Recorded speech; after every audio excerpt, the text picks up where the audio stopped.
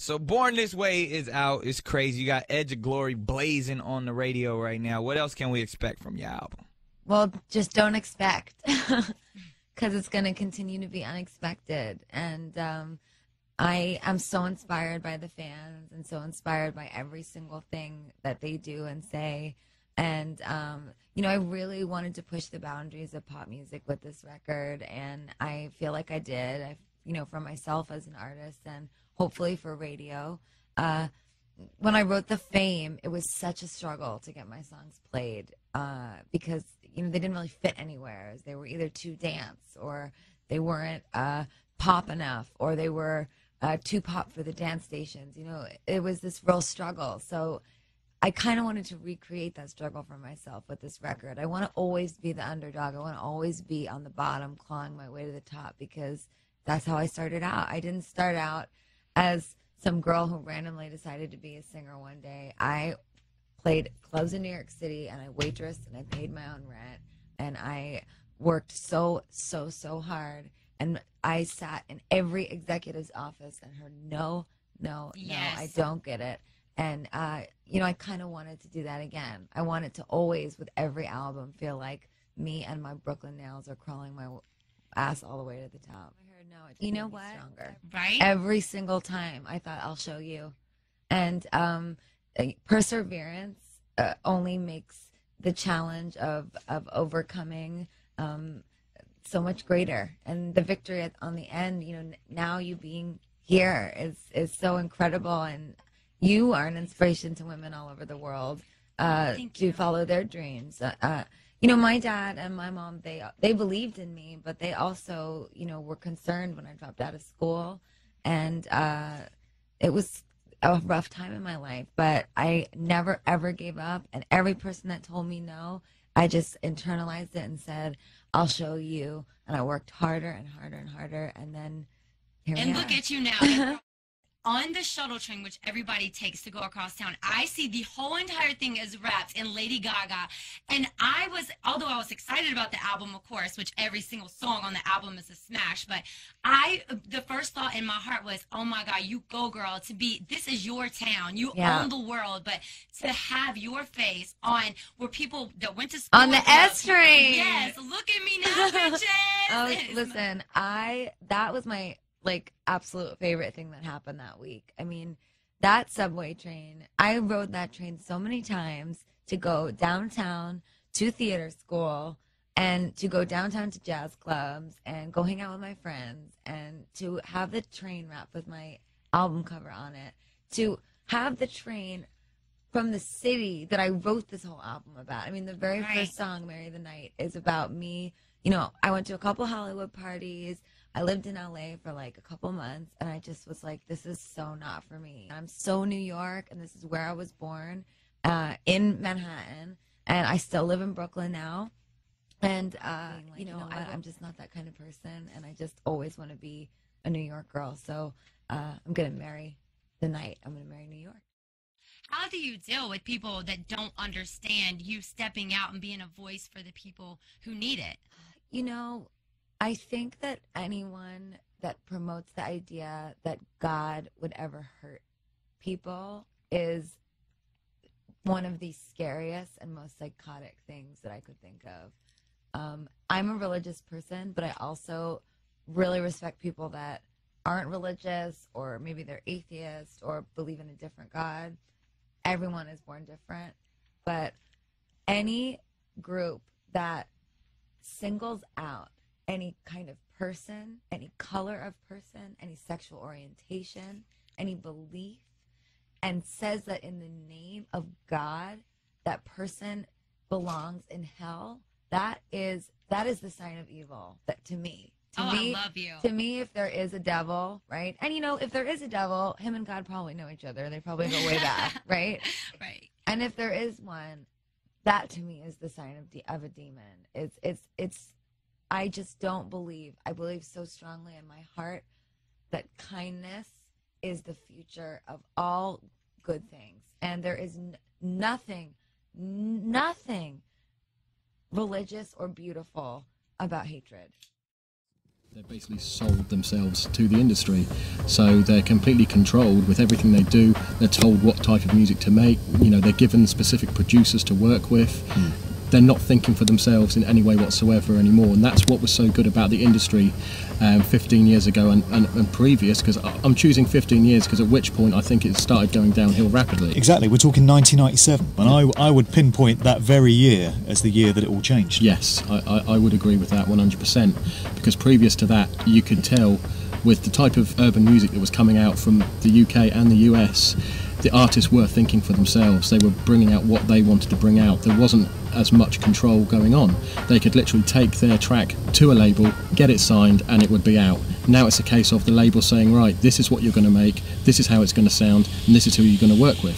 From the bottom to the top, from the start to the finish, everything they're doing and releasing now is controlled. What we're seeing in music videos now, for anyone again that just spends more than a couple of minutes studying it, the same symbols and the same images are cropping up time and time again.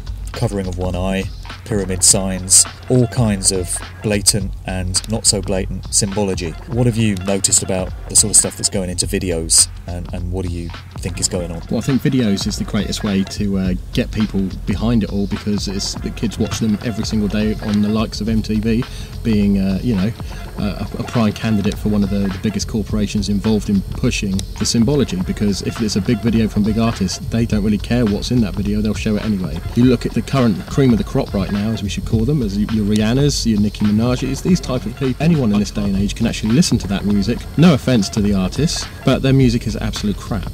And before you even look at the videos, what are kids hearing and thinking, this is great, this is a brilliant artist? Because, you know, I've listened to music my whole life, as you have. What we're hearing nowadays isn't quality music, but it's getting to the top of the charts, and that's because it's all that's being allowed to be shown on the music networks and on the radio stations. Not even music at all. And Nicki it's Minaj. not, exactly, it's not music, it's nonsense. Yeah. It's become like a carnival act, because some of the stuff that they're showing in these videos isn't fun. It's becoming, you know, ritualistic in some of the symbology that's going on. But kids are watching it and thinking, wow, this is amazing, this is awesome.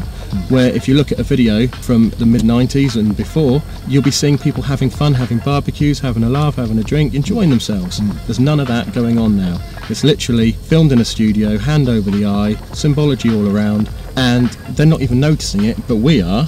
And they just think it's the norm to put that in videos, which it really isn't. And when you question it, why do all these artists put their hands over their eye? People just say, oh, they're trying to look cool, it's just a cool thing to do. Well, if it's a cool thing to do, why is everyone doing it? Why haven't they found a new way to look cool? And there's going to come a point where guys like us have kind of died off, not literally, but, you know, fallen off the scene, no longer active, so all our memories go with us.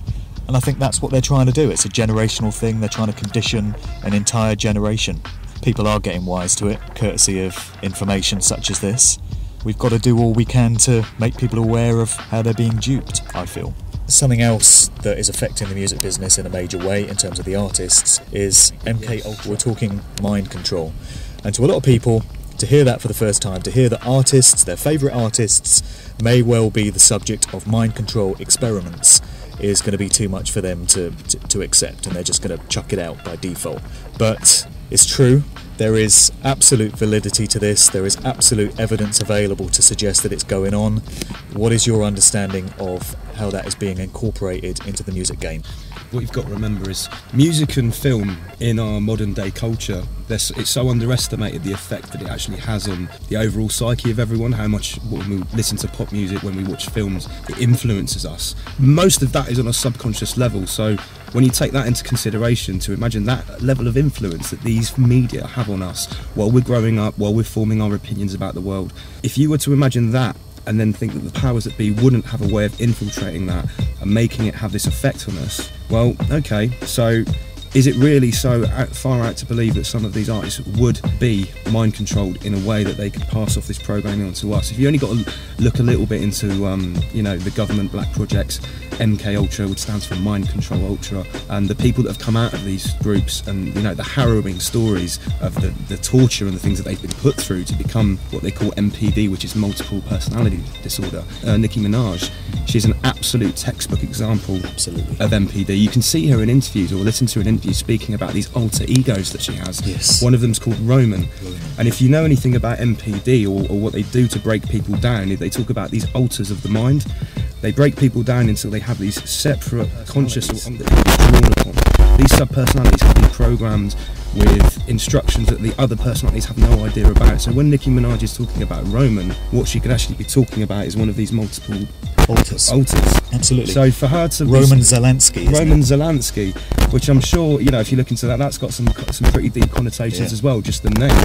But for her to be talking about that in an MTV-based interview, which at the end of the day is, you know, for the layman, the people that are going to be listening to that stuff, why is that even being mentioned in an interview? That, you know, that on its own begs questions. Nicki Minaj, another interesting thing is we're talking about how popular she is. I don't know if anyone saw on Facebook this week, there was a young guy somewhere, he went onto Nicki Minaj's page and actually wrote this, have you seen this? There's a big monologue about how much he hated Nicki Minaj. Oh, I did see that, yeah. She's ruined the music industry, yeah. She's polluted the brains of all these teenage girls. This post got 694,000 likes. Now that really says something, because all these people are watching this, but I think in a way they're actually appreciating what garbage it is at the same time, but it's having almost this sort of hypnotic effect on them. So, you know, for someone to write a post about how much they hate an artist and their music and how it's destroying music culture, and this kid was in his teens, so, you know, to get 694,000 likes, that's got some validity. And, you know, I just think Nicki Minaj is an absolutely perfect example of what we're talking about here with one of these, you know, these artists which has been corrupted.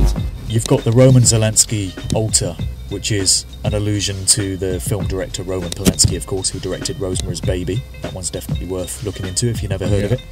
And then you've got all these amusing accents that she does, track, and she breaks into this sort of funny English accent that she does. And people just think it's a novelty, it's just this funny thing that she does. But to me, it seems to be like one of the altars is breaking through. It's easy to hate on Nicki Minaj because she makes such shite garbage music. But when you look into MK Ultra and what it actually involves and what the victims go through, really you should be, you know, having major sympathy for anyone that's had to undergo that, because it's not pleasant. Lady Gaga the same way, because Lady Gaga has alters. She's got this sort of male persona. She dresses up in a suit and, you know, acts like a male. I don't believe that all the artists we're talking about are mind control subjects, but those two to me certainly are. I think Madonna is another very interesting case, because she's obviously involved in this, I think possibly at maybe a higher level than people like Minaj, because if you watch, like, I mean, this has had an awful lot of coverage, the Super Bowl thing this year, the way that she was portrayed in that ceremony was almost like some sort of high priestess. Exactly. Yeah. I get the impression that she's been, you know, one of their playthings for a very, very long time, and she may have been initiated in, although she is probably still a puppet, and, you know, she seems to be initiated to a slightly higher level than some of the pop stars that we're talking about, which are more modern and recent, because, you know, remember how big Madonna has been for so many years, how many you know, formative lives she has touched with her music videos, and you've only really got to look what's happened to her over the years, how much she's been manipulated and altered. She's like a ragdoll puppet for basically whatever image they want to portray at any given time. You keep an eye on her, but keep an eye on the videos, because that is absolutely plastered with the kind of symbolism that we're talking about, the all-seeing eyes, you know, the pyramids, the Masonic symbols. It's, you know, her stuff is full of it. Totally. Do you think it's become almost fashionable for people to talk about the Illuminati? It's a bit of a buzzword. I'm sure a lot of people use it without fully having researched it or understanding what it means, but you're getting reference to it in tracks. There's a current Rick Ross track where he says, you know, he's making money, must be Illuminati. And you hear people say, oh, Jay-Z's Illuminati. Whereas, as far as I'm concerned, these artists aren't Illuminati. In their dreams, really. They would never be up there in the upper echelons of what that secret society represents. They're just puppets and stooges of the Illuminati. And I think everyone's jumping on the bandwagon without even understanding the actual meaning, or they're just using it because it is the buzzword. And so many times you notice on Facebook, things will be posted and people say the Illuminati are behind it, the Illuminati are at it again. And you think, well, no, that's absolutely nothing to do with them. That's just a natural occurring event, but you're blaming it on something you have no clue about because it is the chosen buzzword of the moment. As for the artists themselves, you're absolutely right. You know, in their wildest dreams, they would be part of it. Obviously, the majority of them are controlled from a higher level by elements within that kind of secret society, but they themselves are not Illuminati in any way, you know, and that's all they are, they're pawns.